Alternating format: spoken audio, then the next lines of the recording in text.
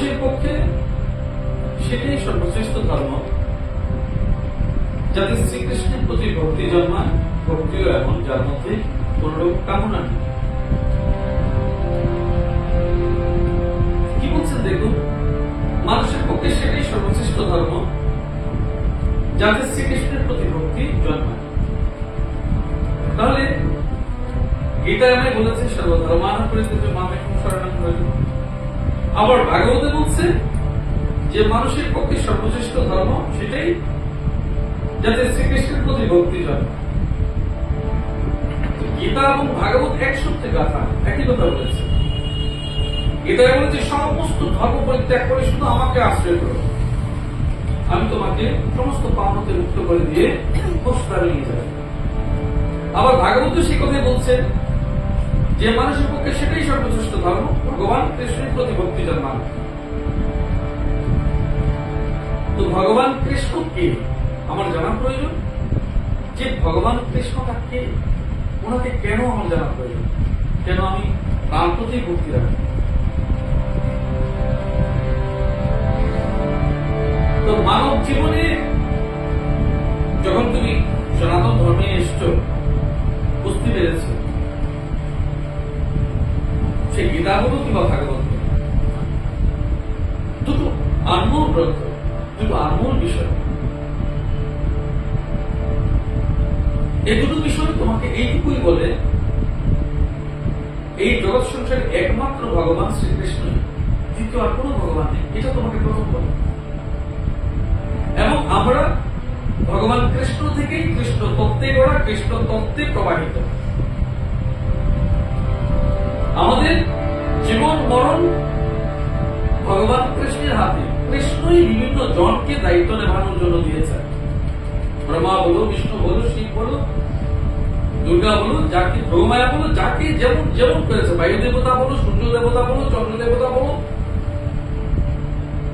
সবাইকে তিনি দায়িত্ব সঁপে দিয়েছেন। তাঁর ইশারায় জগৎ সংসার চলছে, তাঁর ইশারায় কাল চলছে, তাঁর ইশারায় মহাকাল কিংবা কাল, তাঁর ইশারায় সব চলছে, গতি চলছে। যার নির্দেশে সব চলছে, আমাকে তাকেই তো মানতে হবে, তাকে বুঝতে হবে, তাকে জানতে হবে। তিনি কি? যিনি অনাদিরাদি, যার জন্ম নেই, যার সৃষ্টি নেই,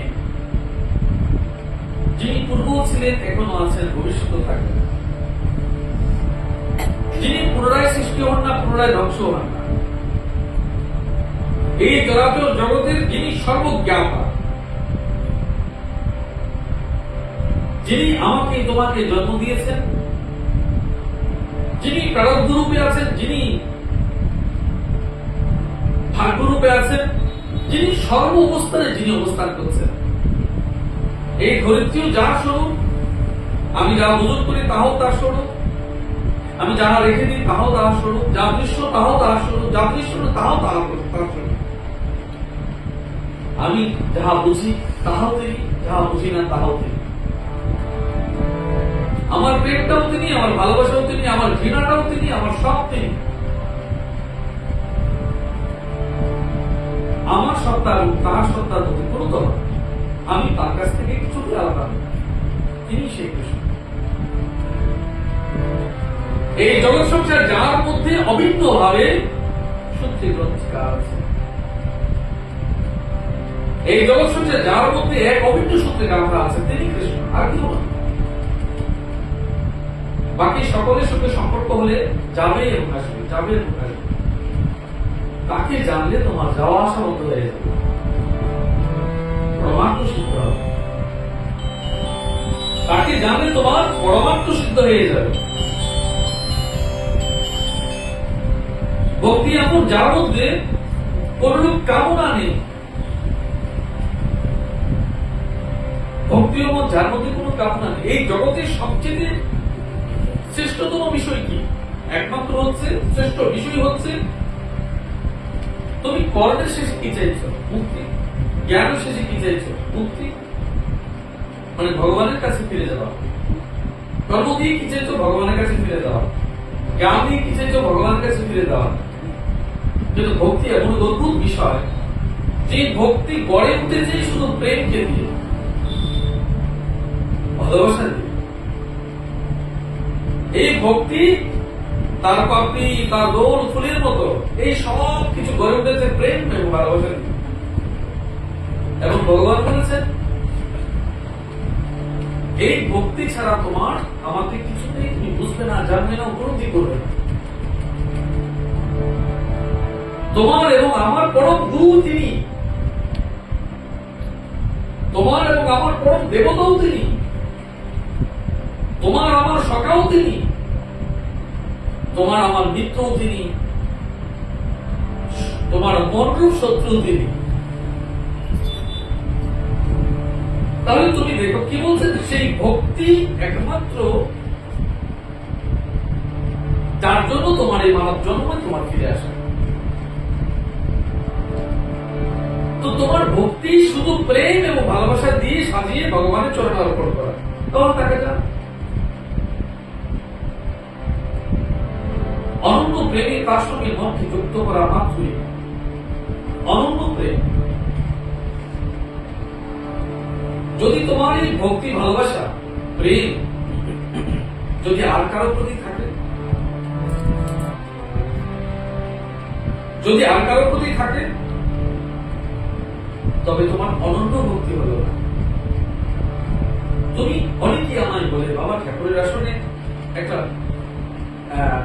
অন্য দেবদেবীর ছবি বসিয়ে দিই, যাকে খুব ভালো লাগে, বসাও, আমি না করবো না তোমার। বলে বাবা ঠাকুর আসনে আমি না বলছি, অমুক ঠাকুরকে বসে বসো, অমুক দেবীকে রাখো, আমি তোমাকে না করবো। কেন? কারণ আমি তুমি এই কথা বলবার সঙ্গে সঙ্গে বুঝলাম তোমার অনন্য ভক্তি ভাই। তুমি আমার কাছে এই কথা বলবার অর্থ তোমার অনন্য ভক্তি, নিষ্ঠা প্রেম, একনিষ্ঠা প্রেম ভক্তি ভাই। এই জন্য তুমি বলছো আমি এই ঠাকুরের ঘরটা বসাতে পারবো, এই ঠাকুরকে বসাতে পারবো কিনা, ওনাকে রাখতে পারবো কিনা, ওনাকে স্নান করবো কিনা। বহু কৃষ্ণ ভক্ত আছেন অন্য দেবদেবীর পুজো করছেন, আমি নিষেধ করি না, কেন করবো? কারণ তোমার গত জন্মের যে স্বভাব, এই জন্মে সেটা থেকে যাবে।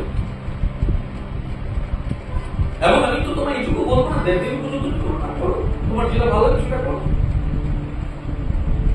আমার প্রশ্ন অন্য জায়গায়, আমার প্রশ্ন হচ্ছে অন্য জায়গায়। কি প্রশ্ন?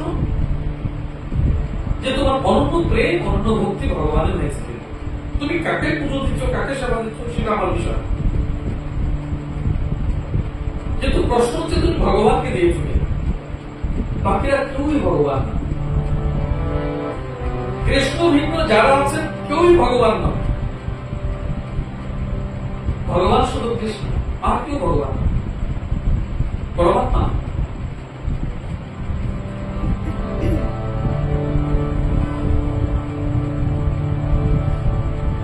তোমরা হয়তো বলবে বিভিন্ন পুরাণাদিতে যে পুরাণ পড়ি সেই পুরাণই সর্বশ্রেষ্ঠ বলেছে। বলবি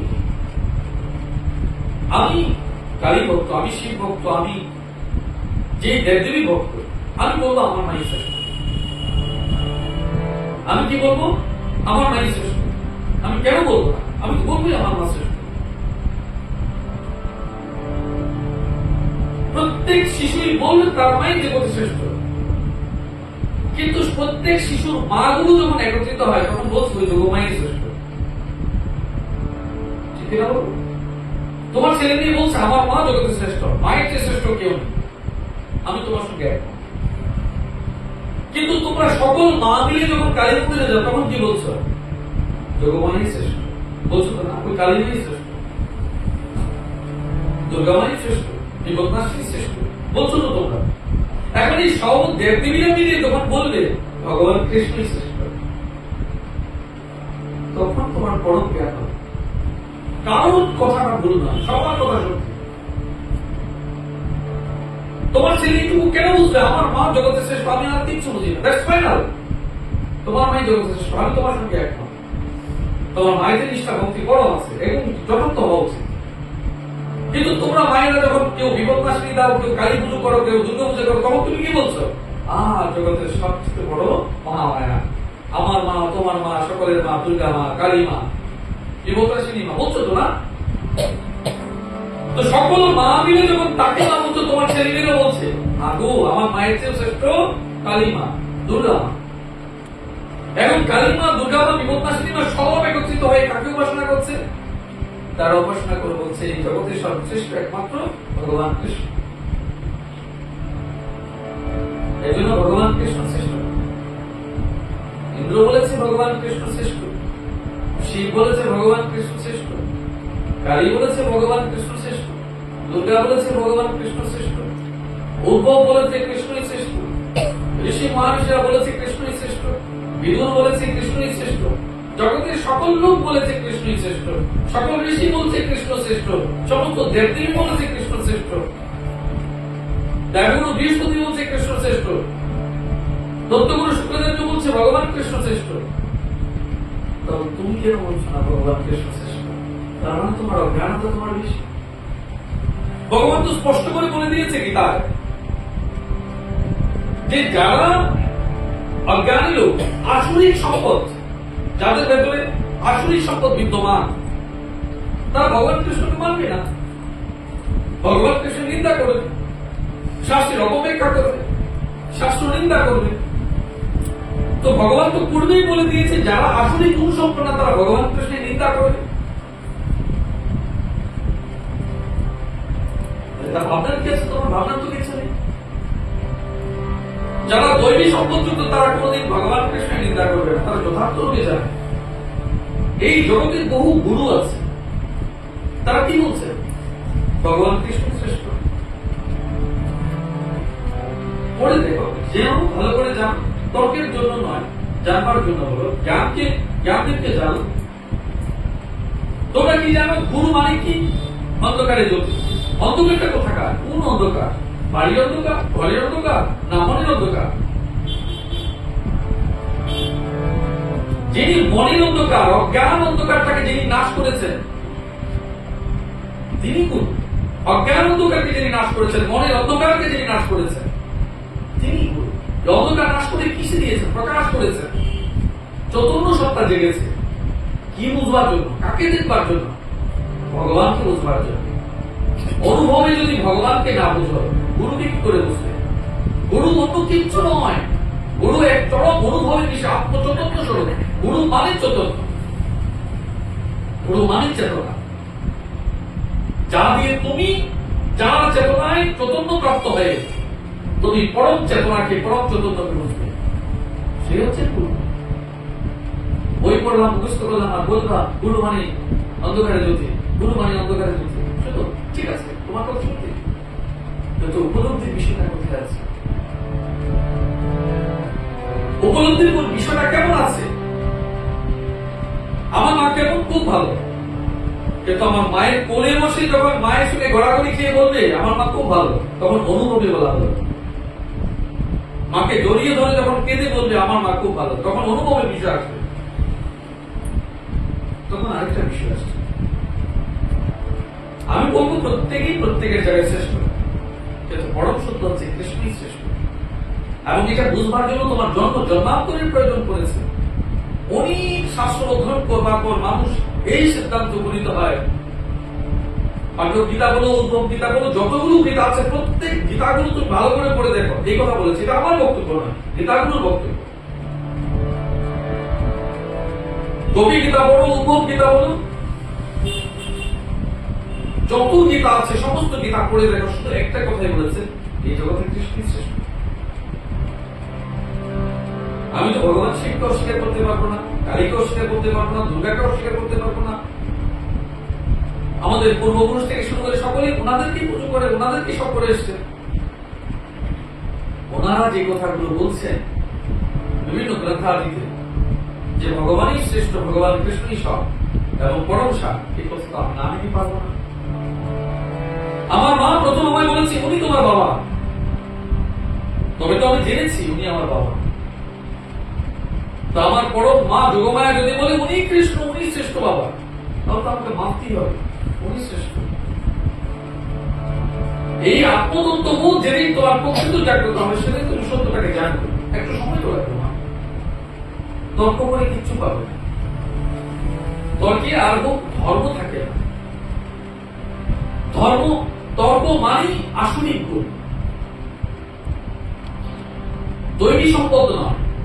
তর্কের দ্বারা ভগবানকে তুমি উপলব্ধি করতে পারবে না। বস্তুত যারা ভগবানকে উপলব্ধির পথে গেছেন বা উপলব্ধি করেছেন বা দেখেছেন, বুঝেছেন,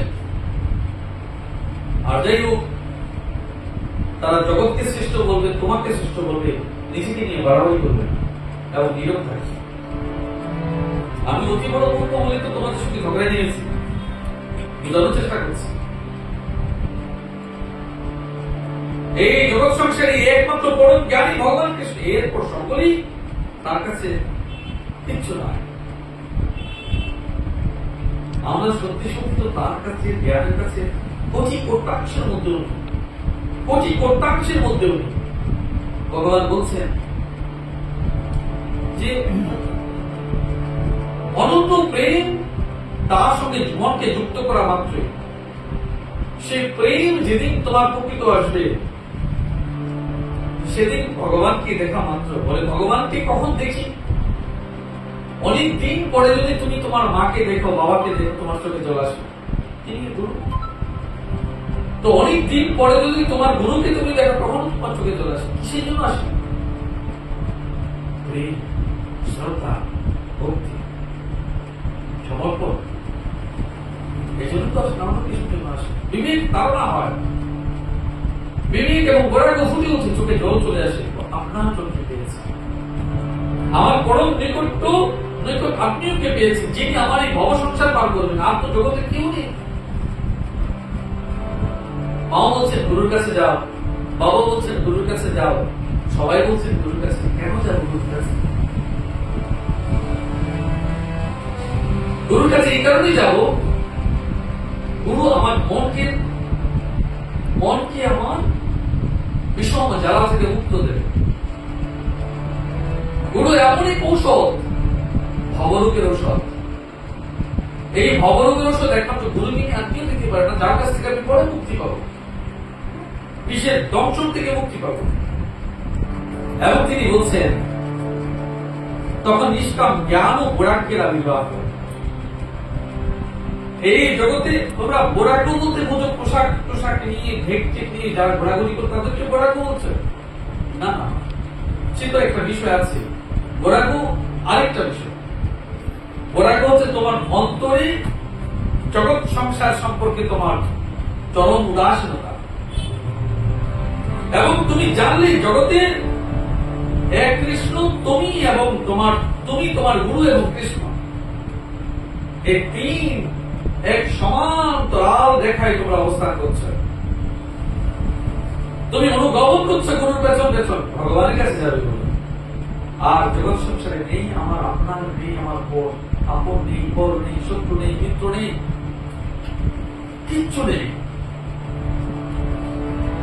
এত লোক তবু তোমার আপনার নয় কেন? এই যে মানুষ সুইসাইড করে, কেন সুইসাইড করে? সে তো তার জায়গাটা পালিয়ে গেলে অপমানে সুইসাইড করে, রোগের যন্ত্রণায় সুইসাইড করে, কিংবা ক্ষুধার যন্ত্রণায় করে, বহু কিছুর জন্য করে, জিদের জন্য করে।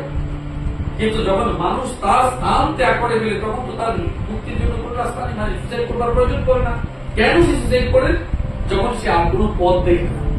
অথচ এত বড় বিশ্ব ব্রহ্মাণ্ড জগৎ সে নিমেষে ভুলে যায়। আত্মগ্লানিতে মুখে ছোট্ট জায়গার মধ্যে তার পরিসীমা হয়ে যায়। সম্পূর্ণরূপে সারেন্ডার, তার সম্পূর্ণরূপে সমর্পণ ভগবান তার হয় না, এবং নিজের উপর তার বিশ্বাস নষ্ট হয়ে যায়, এবং তার ভেতরে বৈরাগ্য আসে। যার ভেতরে বৈরাগ্য এসছে সেইরকম একজন বৈরাগ্য ভগবান শিব। জগৎ সংসার যার হাতে আছে, মহাকালের যার সংসারে তিনি আছেন, অথচ তিনি শ্মশানে শ্মশানে ঘুরে বেড়াচ্ছেন কেন? কারণ শ্মশান হচ্ছে অতি পবিত্র। তিনি বলছেন যে অনিত্যের বাজারে তিনি অবস্থান করছেন, তিনি অনিত্যের খেলায় মেতেছেন, অনিত্যের কর্তব্যটা তার কাছে সঁপে দিয়েছেন। মহাকাল তিনি সমস্ত মৃত্যুর তিনি মহাকাল। এই জগৎ সংসার থেকে অন্য ইহলোক থেকে পরলোক যাচ্ছেন, ভগবান শিবের সঙ্গে দেখা না করে যেতে পারবে? পারবে না। ওনারই যে সবচেয়ে বড় দায়িত্ব। এই জন্য তিনি উদাসীন। ওরা কারা যাচ্ছে, কোথায় যাচ্ছে, কেন যাচ্ছে, কবে ফিরবে, কেন ফিরবে, কি কর্ম করেছে, বলে গুণগান গিয়েছে, কার ছাই গায়ে মাখবো, কেন মাখবো, কখন মাখবো, এই কবে আসবে? হে গোবিন্দ, তুমি নিত্য শ্মশানে অবস্থান করে তিনি প্রতীক্ষা করছেন, কে কখন আমার ঘাটে আসবে, ওই নামে প্রতিধ্বনিত করবে আর চলে যাবে। প্রশ্ন তিনি করছেন, কি কর্ম করেছো হে বাবু, কি কর্ম করেছো? হরি গুণগান করেছো, রাম নাম করেছো, মরার পরে হরি নাম করেছো, রাম নাম করেছো, কি লাভ হবে? মরার পরে হরি নাম করেছো, রাম নাম করেছো, কি লাভ হবে? যদি জীবিত অবস্থায় মনকে, প্রাণকে, দেহকে আত্মশুদ্ধি না করতে পারো রাম নাম, শুধু মুখে রাম বললে চলবে? যে রাম অন্তরে প্রতিধ্বনিত হয় না, তার মুখে রাম নাম শোনা পায় না। যার অন্তরে প্রতিধ্বনিত হয় না, সে কেন রাম নাম করবে, কেন করবে?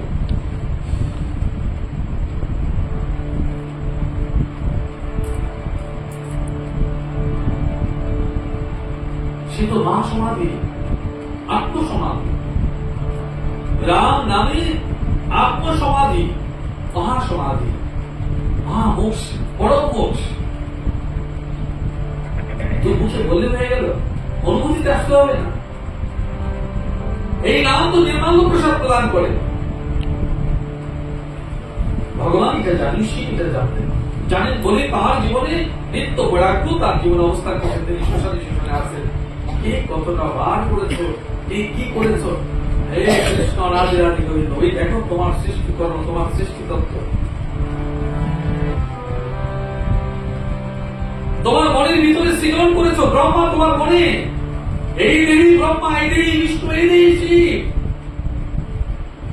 তুমি ভেবো না অন্য জায়গায় খুঁজলে ব্রহ্মা বিষ্ণু মহেশ্বরকে, খুঁজলে পাবে না, কারণ তোমার ভেতরে তো বা তিনজন বসে আছে। তুমি যেদিন ভগবানকে ডাকবার জন্য মন সংকল্প করেছো, তখনই তো সৃজন হয়ে গেছে। যেদিন তুমি দীর্ঘকাল সাধন ভজন করছো, তিনি বিষ্ণুরূপ স্থিতিশীলতা লাভ করেছেন, স্থিতপক্ষ হয়ে গেছে। আর যেদিন তাকে উপলব্ধি করেছো, সেদিন পরম বৈরাগ্য স্বরূপ ভগবান শিবকে উপলব্ধি করেছে, তোমার কল্যাণ হয়ে গেছে। শিব মানে কি? কল্যাণ। শিব শব্দ কল্যাণ, তোমার কল্যাণ হয়ে গেছে। তোমার মনের কল্যাণ হয়েছে, প্রাণের কল্যাণ হয়েছে, দেহের কল্যাণ হয়েছে, পরম কল্যাণের কাছে তুমি চলে গেছো।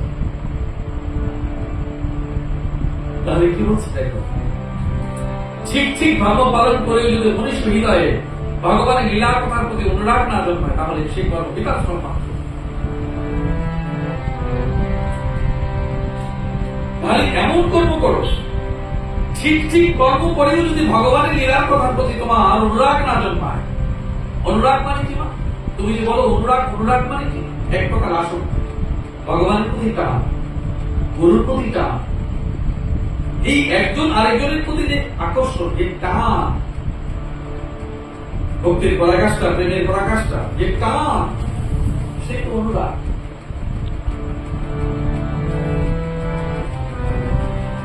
মোহ নয় কিন্তু, আমি মোহ বলিনি কিন্তু। ভগবানের প্রতি তোমার যে টান, ঈশ্বরের প্রতি যে টান, তাকে বলছো অনুরাগ। আসক্তি, ঈশ্বরের প্রতি আসক্তি, তাতে দোষ নেই, সেটা নিষ্ঠা। আমি তোমায় একবারও বলিনি সকাল করো। এই জগৎ সংসারে তুমি জন্মের পর থেকে প্রতিদিন তুমি চেয়েছো, ছোট্ট থেকে তুমি চেয়েছো, চকলেট চাই, বিস্কিট চাই, পোশাক চাই, খাবার চাই, শুধু চাই, জীবন ভরা চাই, এখনো চাই, পরেও চাই, পুত্র চাই, স্বামী চাই, ঘর চাই, অর্থ চাই, বৃত্ত চাই। চাইয়ের ঠিকানায় দেখো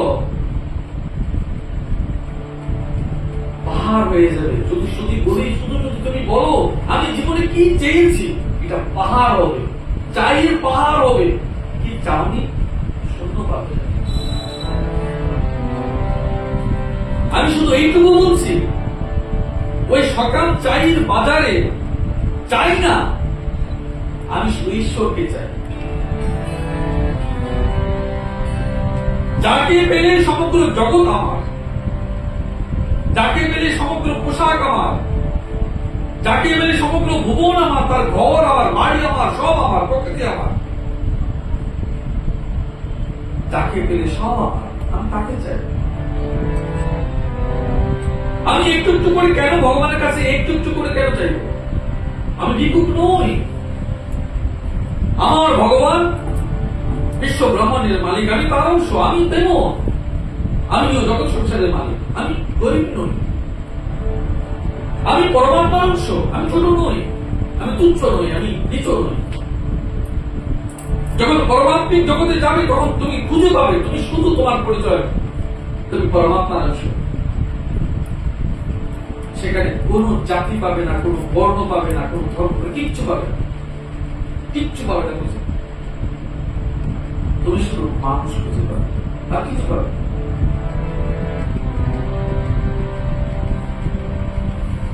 তুমি এই ভেবো না আমি ব্রাহ্মণ নই, এই ভাবো না আমি সূত্র নই, আমি বৈষ্ণব নই, আমি বৈষ্ণব নই, আমি অমুক নই, আমি তমুক নই, ভেবো না, প্রয়োজন নেই।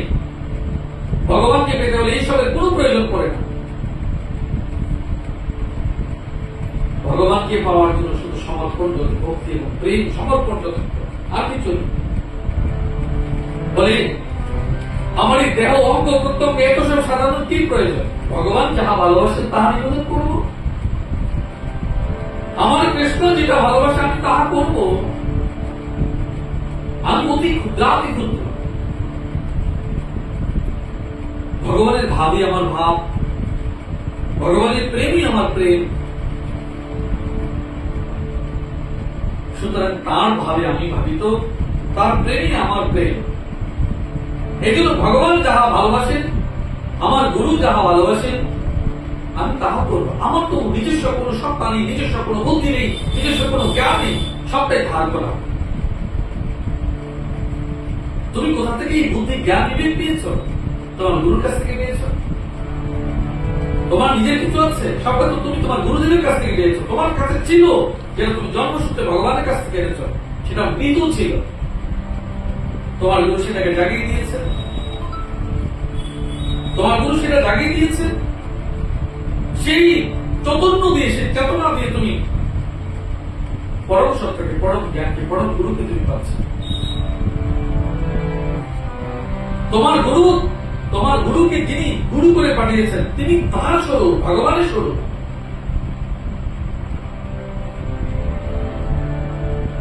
নিশ্চিত রূপে জানো, গুরু হচ্ছে পরম চেতনা। গুরু অন্য কিছু নেই, গুরু হচ্ছে পরম চেতনা, ঈশ্বরের পরম সত্তা, জাগ্রত সত্তা। তুমি তো মৃত সত্তা, গুরু হচ্ছে জাগ্রত সত্তা।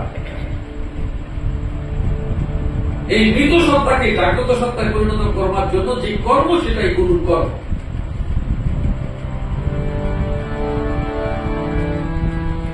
এই জন্য তো গুরু সারা জীবন সংযম সাধনা, এই দুঃখ কষ্ট যন্ত্রণা তোমাদের জন্য পায়। কাটা বিঁধেছে তোমার পায়ে, হৃদয়ে লেগেছে গুরু। তোমার পায়ে কাটা লেগেছে, হৃদয়ে বিঁধেছে গুরু। কেন? তোমার চোখে জল, গুরুর কেন হাহাকার? এই কারণে তোমার দুঃখে গুরু দুঃখিত। এই কারণে যে, কারণ পরম কৃষ্ণই দুঃখিত, পরম কৃষ্ণই ব্যথিত। তুমি জানো না, তোমাকে দুঃখ দিয়ে, কষ্ট দিয়ে ভগবান সুখী নন। ভগবান নিয়তই তোমার জন্য কষ্ট প্রাপ্ত হয়েছেন, কষ্ট পাচ্ছেন। কারণ তুমি অবুঝ, তুমি সরল, তুমি শিশুর মতো। তোমার যন্ত্রণায় ভগবান কৃষ্ণ কষ্ট পায়। আমি তো ভগবানকে, তোমাদেরকে এইটুকু করি, তুমি ভগবানকে কেন কষ্ট দিচ্ছ? রাধারানীকে কি বলেছে? ভগবান কৃষ্ণ কি বলেছে? এর আগে তুমি চোখের জল ফেলবে না।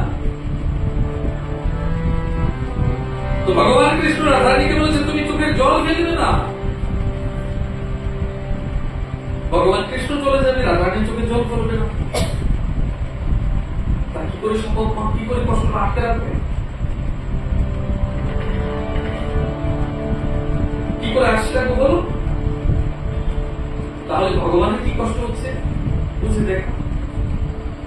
রাধারানীর চোখের জল ভগবানের সহ্য হচ্ছে না। তোমরা তো প্রেমের স্বরূপ ভগবানের। মা তুমি জানো না এই জগতের সমস্ত কৃষ্ণ তত্ত্ব, সমস্ত সৃষ্টি তত্ত্ব ভগবানের প্রেমের স্বরূপ, প্রেমের পরিস্ফুটন, প্রেমের বহিঃপ্রকাশ হচ্ছে জীব সত্তা। জীবকে কষ্ট দেওয়ার জন্য ভগবানের সৃষ্ট নয়, জীব আপন কর্মে দুঃখ এবং কষ্ট ভোগ করে। জীব আপন কর্মের জন্য দুঃখ এবং কষ্ট ভোগ করে। তুমি মনে করো না যে আমরা দুঃখ কষ্ট পাচ্ছি না, পাচ্ছি, আমাদের বুদ্ধি ভ্রমের জন্য আমরা পাচ্ছি। যতদিন বেঁচে আছো এবং পরম সত্য তুমি জানো যে এই জন্মের পর আর জন্ম হবে কি হবে না, আমি এই সব বুঝি না।